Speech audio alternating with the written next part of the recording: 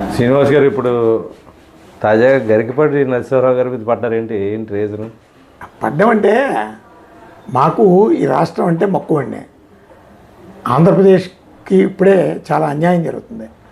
మేధావి అనేటటువంటి ఏ వ్యక్తి అయినా సరే ఈ రాష్ట్ర ప్రయోజనాలకి, రాష్ట్ర భవిష్యత్తుకి ఉపయోగపడే విధంగా ఉండాలి.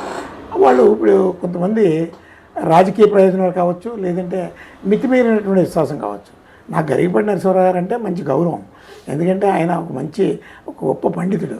కాబట్టి ఈ మధ్యకాలంలో నాకు బాధ కలిగినటువంటి విషయం ఏంటంటే, ఇప్పుడు కామన్ పర్సన్ ఎవరన్నా చరిత్ర తెలియనటువంటి వ్యక్తి ఆంధ్ర పేరు మార్చేయండి, తెలుగునాడుని ప్రకటించండి అంటే వాడికి అవగాహన రాహిత్యం అనుకుంటాం.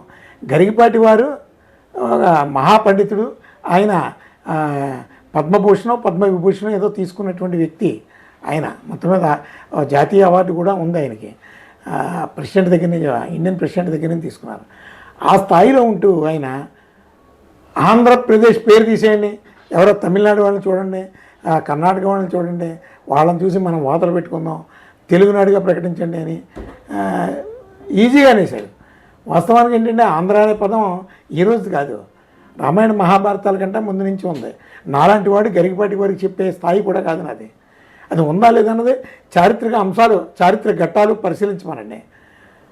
రామాయణ మహాభారత సీతమ్మ వారిని జాడ తెలియడం కోసం కూడా ఆంధ్ర ప్రాంతంలో అన్వేషించండి అనే ఒక శబ్దం కూడా ఉంది.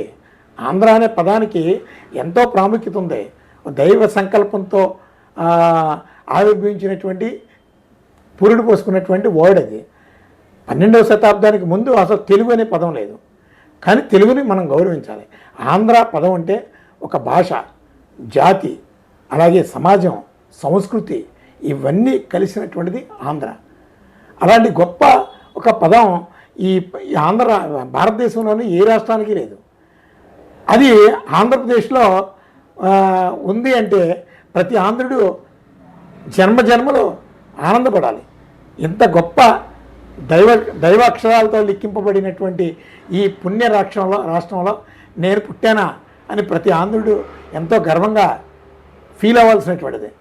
అంత గొప్ప రాష్ట్రంలో పుట్టి ఈరోజు ఉత్తినే తెలుగునాడు ప్రకటించండి. కనీసం ఆ మాట బైఫర్కేషన్ ముందు కూడా ఈ మేధావర్గం ఎవరో మాట్లాడలేదు. ఈరోజు రాష్ట్ర విభజన జరిగిపోయింది. ఇంకా ఆయన ప్రదేశాన్ని తీసేయండి అని ఉంటే ఎంతో ఆనందంగా ఉన్నాం. ఎందుకంటే అది సాంస్క్రిట్ వర్డ్, అలాగే నార్త్ ఇండియన్ వర్డ్. ఆంధ్రాకి మించినటువంటి పదం ఎక్కడుందండి? ఆంధ్ర మహాసభ పుట్టిందంటే ఆంధ్ర పేరు మీద. ఆ రోజు నిజాం పాలనలో నిజాం మీద అనేక ఉద్యమాలు చేసినటువంటి చరిత్ర ఆంధ్ర మహాసభ. ఆంధ్ర అనే పదం ఒక డివోషనల్ వర్డ్ అని ఆ రోజు నిజాము ఆంధ్ర అనే పదాన్ని తీసేస్తే మీ డిమాండ్స్ నెరవేరుస్తామంటే ఆ రోజు ఆంధ్ర మహాసభ నిర్వాహకులు ఎవరు కూడా ఆ పదాన్ని తొలగించడానికి ఇష్టపడలేదు. ఆ రోజు కమ్యూనిస్టులు అంటే ఈ దేవుడు ఇలాంటివి ఏమి వాళ్ళు నమ్మరు, వాళ్ళ పార్టీ సిద్ధాంతం. వాళ్ళు కూడా ఆ రోజు ఆంధ్ర అనే పదం తీయడం సాధ్యం కాదు అని నిజాంకి వ్యతిరేకంగా ఆంధ్ర మహాసభకి వెన్నుదన్నగా నిలబడ్డారు. అలాగే ముల్కీ రూల్స్కి వ్యతిరేకంగా ఆవిర్భవించినటువంటి జయాంధ్ర ఉద్యమం స్వాతంత్ర పోరాటం కన్నా ఒక పోటీ పడేటటువంటి ఒక గొప్ప చారిత్ర కలిగినటువంటి ఆ ఉద్యమం. అలాగే పొట్టి శ్రీరాములు గారి త్యాగాలు, అలాగే ప్రకాశం పంతులు గారి త్యాగాలు ఎక్కడికి పోతాయి? ఆంధ్ర రాష్ట్రంగానే కదా మనం విడిపోయాం, కర్నూలు రాజధానిగా. ఈరోజు ఇంతమంది త్యాగాలు, ఇంత గొప్ప చరిత్రని ఒక్క మాటతో గరికపాటి వారు తెలుగునాడుగా ప్రకటించండి అని చెప్పేశారు.